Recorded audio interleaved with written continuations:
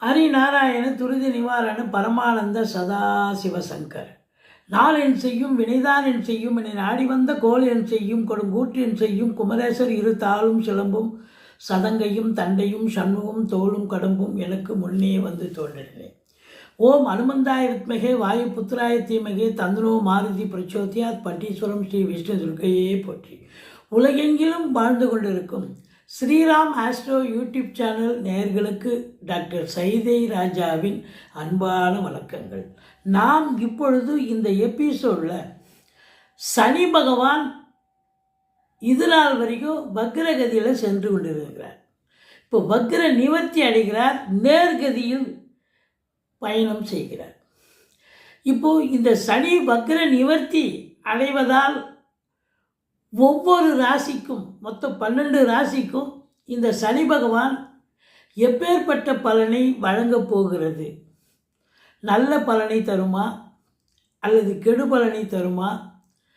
இப்படி ஒவ்வொரு ராசியாக பார்க்கலாம் வாங்க. இது கோச்சார ரீதியான பலன் தாங்க, பொது பலன் தான்.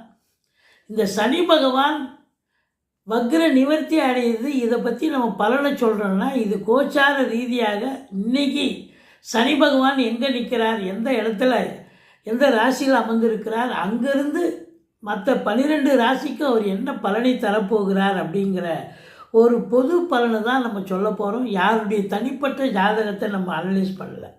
இப்போது ஒருத்தருக்கு தசை நடக்குது.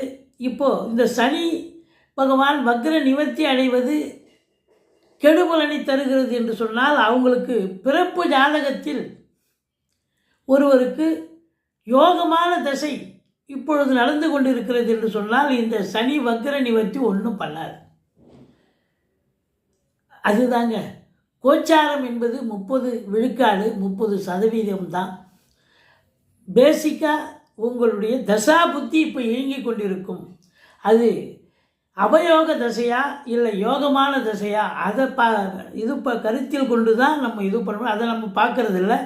அது ஒவ்வொருடைய தனிப்பட்ட ஜாதகத்தை வச்சு தான் நம்ம சொல்ல முடியும். இது பொது பலன் 30 விழுக்காடு மட்டுமே நம்ம இது சொல்ல முடியும் அப்படின்னு சொல்ல முடியும்.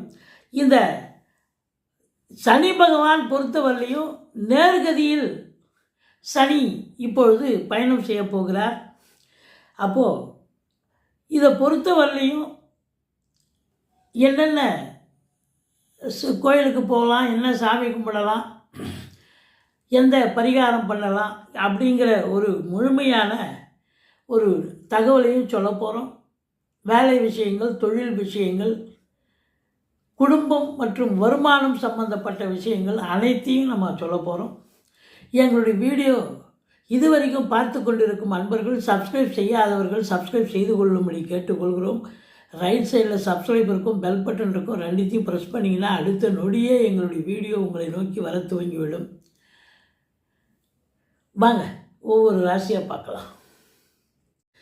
கன்னி ராசி அன்பர்களுக்கு வணக்கம். கன்னி ராசி காலபுருஷனுக்கு 6வது ராசி. புத பகவான் ஆட்சி உச்சம் மூலத்திரிகோணம் பெறும் வீடு. இந்த கன்னி ராசியில் உத்திரம் 2, 3, 4 பாதங்கள், அஸ்தம், சித்திரை 1, 2, 3 2 பாதங்கள் உள்ளடக்கியது. மொத்தம் 9 பாதங்கள். இந்த ராசிக்கு இந்த சனி பகவான் 25/11/2025 திருக்கணிதப்படி வக்ரமாக இருந்த சனி பகவான் இப்போ வக்ர நிவர்த்தி வருகிறார். ஒன்றும் இல்லை, அவர் மீனத்தில் தான் இருக்கார், இப்போவும் மீனத்தில் தான் இருக்கார். ஆனால் முதல்ல இப்போ வக்ரமாக இருந்தார், இப்போ வக்ர நிவர்த்தி வருகிறார்.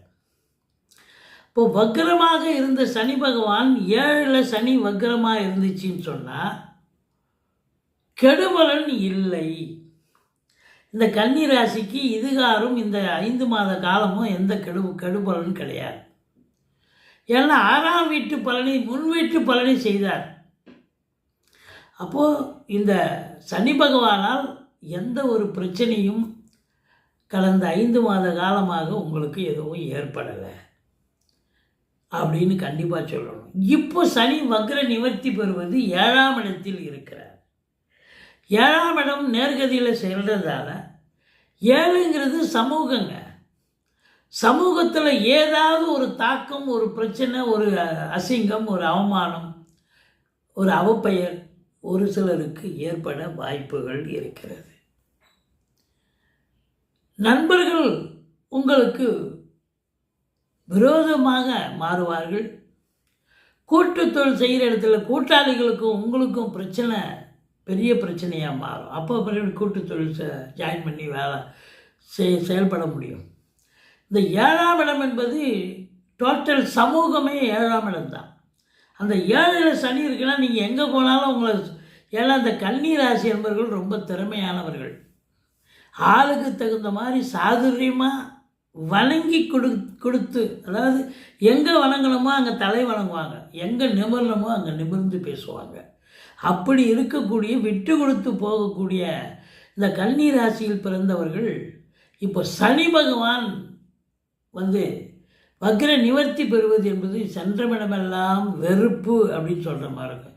யாருமே நம்மளை பார்த்தவொடனே சிரித்து வரவேற்பாங்க, ஒரு ஸ்மைல் பண்ணுவாங்க. இப்போ நம்மளை பார்த்தவொடனே கடுகடுன்னு மூஞ்சி மாறி போகுதையா, ஏன் அது அப்படிங்கிறது இதுதான்.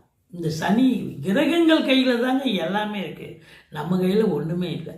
அப்போ இந்த சனி பகவான் உங்களை ரொம்பவும் பிரச்சனைக்குள்ளாக்குவார். சண்டை வரும், சமூக தேவையில்லாமல் ஒரு இதுக்கு போவீங்க, ஒரு ரயில்வே ஸ்டேஷன் போவீங்க, டிக்கெட் எடுப்பீங்க, அங்கே ஏதோ டிக்கெட் எடுக்கிறதுல முன்னுக்கு பின்னா ஏதோ ஒன்று பேசி சண்டை, பெரிய சண்டையாகும். பப்ளிக்கில் பார்க்குறவங்களை அசிங்கமாக பார்ப்பான். இதுபோல் தேவையில்லாத வாக்குவாதம், சண்டை, சச்சரவு இதெல்லாம் கண்டிப்பாக தேடிட்டு வரும். நீங்கள் இதெல்லாம் உஷாராக இருந்துக்கிட்டீங்கன்னு சொன்னால், ஐயோ இதெல்லாம் நடக்கும் போல் நம்ம எச்சரிக்கையாக இருக்கணும், சாப்பிட்றது தவிர மற்றதுக்கு வாயை திறக்கக்கூடாது அப்படிங்கிற ஒரு எச்சரிக்கை ஒரு ஆள் மனசில், உள் மனசில் இருந்துச்சின்னு சொன்னால் கொஞ்சம் சூதனமாக நடந்துப்பீங்க அப்படின்னு சொல்லலாம். அதே நேரத்தில் சனி பகவான் 7ல் இருந்து ராசியை பார்க்குறார். டென்ஷன் பரபரப்பு, அப்படியே மந்திரிச்சு விட்ட மாதிரியே இருப்பீங்க. எதை செய்யணும் எதை செய்யக்கூடாது ஒரு பிடிமானம் இருக்காது. ஒரு சிலருக்கு தேக ஆரோக்கியத்தில் கூட பிரச்சனை ஏற்படும். வீட்டில் சண்டை, வெளியில் சண்டை, நண்பர்கள் மூலமாக, உறவினர்கள் எல்லா இடத்துலையும் அசிங்கம், அவமானங்கள் சந்திக்கக்கூடிய ஒரு நேரம். அப்போ சனி பகவானுக்கு பிரீத்தி பண்ணிக்கங்க. ஆனால் ஒன்று பாருங்கள், இந்த அஷ்டமத்து சனியும் இந்த சனி சம்பந்தம் இருந்தால் திருமணம் ஆகும்.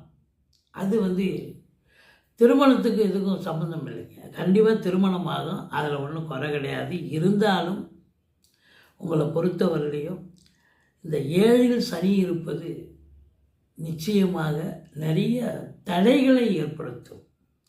எங்கே ஏதாவது போகிறீங்க, லாங்கில் வெளியில் போகணும், டூர் போகணும்னு நினைப்பீங்க, சரியான முட்டுக்கட்டி ஆகிடும்.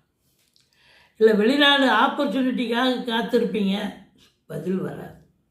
இப்படி நீங்கள் ஒரு நெகட்டிவான ஒரு விஷயத்தை தான் நீங்கள் அணுக வேண்டிய சூழல் ஏற்பட்டுவிடும்.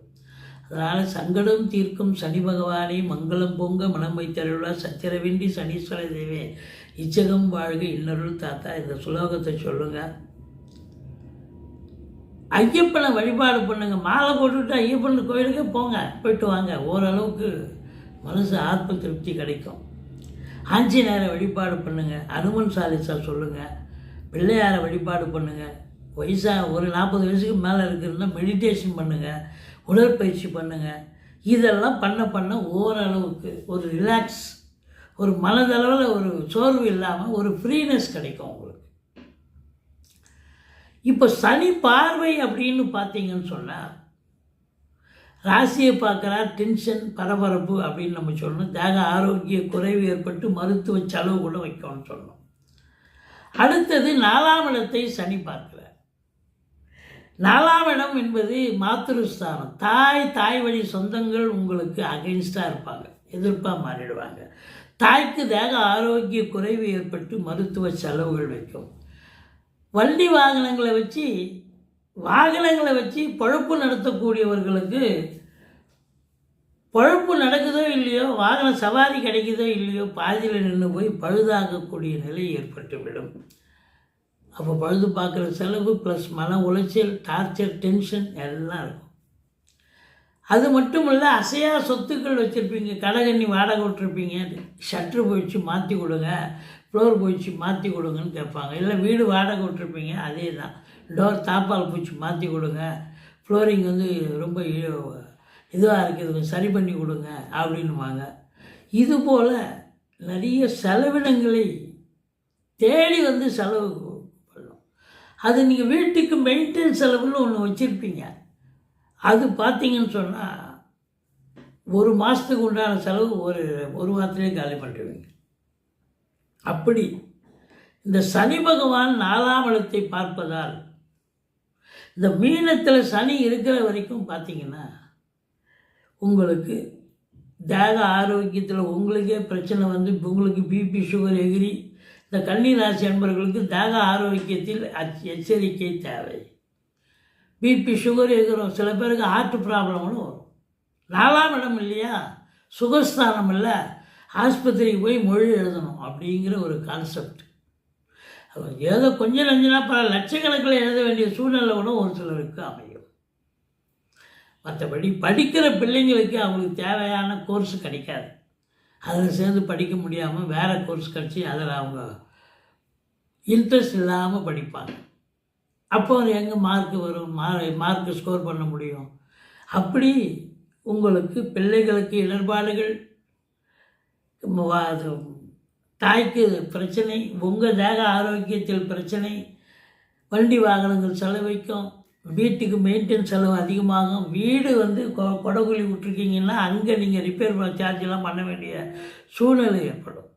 அதே சனி பகவான் 3ஆம் பார்வையாக 9ஆம் இடத்தை பார்க்குறார். தந்தைக்கும் உங்களுக்கும் பிரச்சனைகள் வரும், கொஞ்சம் எச்சரிக்கையாக தான் இருக்கும். கருத்து வேறுபாடு வரும் தந்தைக்கும் உங்களுக்கும், இல்லை தந்தையினுடைய தொழில் ஒரு பின்னடைவை ஏற்படுத்தக்கூடிய நிலை இருக்கும் அப்படின்னு சொல்லணும். அதனால் உங்களை பொறுத்தவரையிலையும் வெளிநாடு போகணும்னு நினைக்கக்கூடிய இந்த ராசி அன்பர்கள் உங்களுடைய தாஸ்தா வேஜிக்களை சரிவர எடுத்து செல்லுங்கள். இல்லைன்னு சொன்னால் அங்கே போய் ஏதாவது ஒரு பிரச்சனை வரும். 9ஆம் இடம் பாக்கியஸ்தானம். நீங்கள் விரும்பி கோயிலுக்கு போகணும் அப்படின்னு உங்கள் விருப்பமான உங்கள் தெய்வத்தை வணங்குறதுக்கு கூட உங்களுக்கு அவகாசம் கிடைக்காது. அவகாசம்னு ஏதோ ஒரு சூழ்நிலை கட்டாயிடும், போக முடியாது. குலதெய்வ வழிபாடு போவீங்களா அப்படின்னா குலதெய்வ வழிபாடு கூட கொஞ்சம் போக முடியாத ஒரு தடங்கள் ஏற்படும், எச்சரிக்கையாக இருந்துக்குங்க. மற்றபடி சனி பகவானுக்கு பிரீத்தி பண்ணுங்கள், ஆஞ்சநேயரை வழிபாடு பண்ணுங்கள். இதில் இல்லை அப்படின்னாக்கா உங்களுக்கு பார்த்தீங்கன்னா உணவு தானம் பண்ணுறது ரொம்ப சிறப்புங்க. இருக்கிறதுலே தானம் அன்னதானம் தான் பெரிய தானம். அடுத்தது வஸ்திர தானம், அடுத்தது கல்விக்கு உதவி செய்வது. அதாவது ஒரு சில பாவர்ட்டி கண்டிஷனில் இருப்பாங்க, படிக்கவே ஸ்கூலுக்கே அனுப்ப மாட்டாங்க. அவங்க பசங்களை வேலைக்கு அனுப்புவாங்க, பசங்களை ஏதாவது ஒரு இது மாதிரி அனுப்பிச்சி விட்ருவாங்க, சம்பாதிக்க அனுப்பிச்சிடுவாங்க. அதெல்லாம் தேடி பிடிச்சி நீங்கள் அதை டேக் கேர் பண்ணி நீங்கள் உங்களால் ஒரு ஆளால் ஒன்றும் பண்ண முடியல, ஒரு 4-5 பேர் நண்பர்கள் சேர்ந்து ஒரு குழு மாதிரி அமைச்சிக்கிட்டு அவங்களுக்கு படிக்கிற பிள்ளைங்களுக்கு ஒரு ஸ்பான்சர் பண்ணலாம். அனாதை இல்லங்களுக்கு அடிக்கடி போயிட்டு வரலாம். உங்களால் முடிஞ்ச உதவி செய்யலாம். இல்லை நீங்கள் உதவியே செய்யலாம், ஒரு தடவை போய் பார்த்துட்டு வாங்க, அங்கே என்ன பண்ணுறாங்க, எப்படிலாம் இருக்காங்க, எவ்வளோ கஷ்டப்படுறாங்க முதியோர்கள் அப்படின்னு பாருங்கள். பார்த்தாலே உங்களுக்கு அது ஒரு பெரிய ரெமெடி உங்களுக்கு கிடைக்கும். உங்களை பொறுத்தவரையிலையும் பார்த்தீங்கன்னா அந்த சனி பகவான் நீங்கள் மற்றவங்களுக்கு உதவுறீங்க அப்படின்னு சொன்னாலே அவருடைய தாக்கம் வந்து கம்மியாக தான் இருக்கும். உதவும் மனப்பான்மை இந்த உள்ளத்தில் இருக்கணும், சேவை மனப்பான்மை இருக்கணும். ஐயோ நமக்கு இந்த இல்லையே, நம்மக்கிட்ட 4 இட்லி தானே இருக்குது, பரவாயில்ல 2 இட்லி நீ சாப்பிடு, அந்த ஈகை மனப்பான்மை இயற்கையிலேயே வரணும். நமக்கு அடுத்துத்தான் அவங்களுக்கு மற்றவங்களுக்குன்னு நினைக்கக்கூடாது. நம்ம பட்டியாக இருந்தாலும் அடுத்தவங்களுக்கு ஒரு வேளை சாப்பாடு வாங்கி கொடுக்கணும். அப்படி செயல்படும் பொழுது இந்த காக்கைக்கு உணவளிப்பது, மற்ற ஜீவராசிகள் நிறைய இருக்குது. மாடு பசுமாடு இருக்குது. பசுமாட்டுக்கு ஏதாவது தீவனம் இது வாங்கி தரலாம். கொள்ளு இல்லைன்னா உங்களுக்கு இந்த கீரை வகைகள் இல்லை பழ வகைகள் வாங்கி கொடுக்கலாம். கோதானம் இருக்கிறதுலே அந்த பசுமாட்டுக்கு அதெல்லாம் கொடுக்கறது ஒரு பெரிய விசேஷம். காக்கைக்கு உணவு அளிங்க. தெருநாய்களுக்கு ஏதாவது உங்களால் பிஸ்கட் வாங்கி போடுங்க. எந்த ஒரு ஜீவராசியும் நீங்கள் அதை கடவுளுடைய படைப்பு. இது இந்த ஜென்மத்தில் இதை படைச்சி வச்சுருக்கான். நம்ம நம்மளாலான ஒரு உதவி, ஒரு ராமருக்கு அணில் உதவுன மாதிரி யாருக்காவது ஒரு சின்ன ஹெல்ப் பண்ணி பாருங்கள். அதில் இருக்கிறதுலையே இந்த பிள்ளைகளை கல்விக்காக நீங்கள் செலவு பண்ணுறீங்க. அவங்க படித்து வராங்க, முன்னுக்கு வராங்கன்னா அந்த குல விளக்கு ஏற்றப்படும். குல விளக்கு சிறப்பாக அமையும். அவங்க மனசார வாழ்த்துவாங்க உங்களை, அந்த குடும்பம். அப்படி இருக்கும் பொழுது பாருங்கள், உங்களுக்கு எந்த ஒரு தலைக்கு வர்றது அப்போ அது இருக்கிறதுலையே ஒரு போதை தான், அது கூட சொல்லணும். இப்படி அடுத்தவங்களுக்கு உதவி செய்யும்போது அவங்க உங்களை நமஸ்கரிக்கிறது, அவங்க உங்களை தெய்வமாக பார்க்குறது, இதெல்லாம் நீங்கள் அதை ஃபீல் பண்ணிங்கன்னு சொன்னால் எப்படி இருக்குன்னு யோசனை பண்ணி பாருங்கள். அதுதான் இந்த ராசி அன்பர்கள். யார் ஒருவருக்கு சனி, 7 சனி, அர்த்தாசிரம சனி, அஷ்டம சனி, கண்ட சனி, பிரேச்சனி, ஜென்மச்சனி எதுவாக இருந்தாலும் இவருக்கு சப்தம சனி, 7 சனி. அப்போது 7ஆம் இடத்துல சனி இருக்குன்னு சொன்னால் சனி பகவானையும் வழிபாடு பண்ணணும். பிரதோஷ காலங்களில் கோயிலுக்கு போயிட்டு வரணும். ஓம் நம சிவாயான்ற மந்திரத்தை, பஞ்சாட்சர மந்திரத்தை நீங்கள் சொல்லிக்கிட்டே இருக்கணும். இதெல்லாம் சொல்ல ஓரளவுக்கு எந்த ஒரு பிரச்சனையும் வராது அப்படின்னு சொல்லலாம். தலைக்கு வர்றது தலைப்பாயோட போகும். ஆனாலும் கூட இந்த சனி பகவான் 7ல் இருக்காரு, அதுக்கப்புறம் 8க்கு போகிறார். அஷ்டமத்து சனி இதை விட பெருசாக நடக்க போகுது. அதனால் இப்போவே நீங்கள் அதுக்கு தயாராகிட்டீங்க அப்படின்னு சொன்னால், ஐயோ இப்போ 7 சனி இருக்கும்போதே இவ்வளோ பிரச்சனையாக இருக்கேன், எங்கே போனாலும் நம்மளை ஒரு விரோதியாக பார்க்குறாங்க, இன்னும் 8ல் சனி வந்தால் இன்னும் மோசமாக இருக்குமேன்னு அதை ஃபீல் பண்ண ஆரம்பிச்சிட்டிங்கனாலே உங்களை நீங்கள் எப்படி அதாவது தற்காத்து கொள்ள வேண்டும், எப்படி பழகி கொள்ள வேண்டும் என்பதை நீங்கள் உணர்வு பூர்வமாக நீங்கள் அதை உணர்வீங்க. இதுதாங்க. மற்றபடி இந்த திருமணங்கள்லாம் நடக்கும், சுப நிகழ்ச்சிகள் நடக்கும், எல்லாம் ஸ்பார்க்கு மாதிரி நல்லது நடக்கும், கெடுதலும் நிறைய இருக்கும்.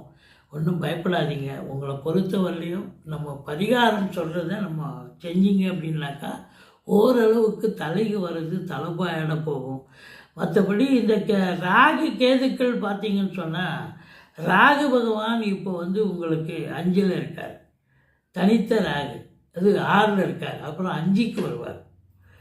இப்படி அப்புறம் பூர்வீகத்தில் பிரச்சனை வரும். இப்போ 6ல் ராகு ஓரளவுக்கு அஷ்டலட்சுமி யோகம்னு சொல்லக்கூடிய நிலை தான். இருந்த போதிலும் இந்த சனிப்பை வக்ர நிவர்த்தி பலனை தான் நம்ம ஃபோக்கஸ் பண்ணுறோம், அதை தான் சொல்கிறோம்.